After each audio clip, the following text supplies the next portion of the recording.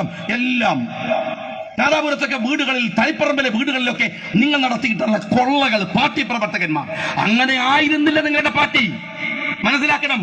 P Jayarajan, അതുപോലെ തന്നെ കേരളം ഭരിക്കുന്ന മുഖ്യമന്ത്രി പിണറായി വിജയൻ, ഇങ്ങനെ തുടങ്ങിയിട്ടുള്ള ഒരു ഗുണ്ടാ രാഷ്ട്രീയം EMSന്റെ കയ്യിൽ നിന്ന്, VSന്റെ കയ്യിൽ നിന്ന്, നായനാരുടെ കയ്യിൽ നിന്ന് മനുഷ്യത്വം മരവിച്ച ഒരു രാഷ്ട്രീയ നേതൃത്വം ഇതിന്റെ നേതൃത്വം ഏറ്റെടുത്തതോടുകൂടെ കള്ളന്മാരുടെ, അഴിമതിയുടെ, കൊലപാതകത്തിന്റെ രാഷ്ട്രീയമായി മാറി.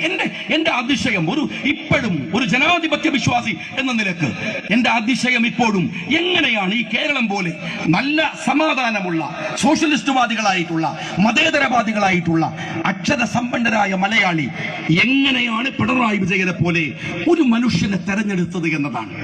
അപ്പോൾ എനിക്ക് ആശ്വാസമുള്ള ഒരു കാര്യം, ഇന്ത്യ തെരഞ്ഞെടുത്തത് നരേന്ദ്രമോദിനാണല്ലോ എന്ന് ആലോചിക്കുമ്പോഴാണ്.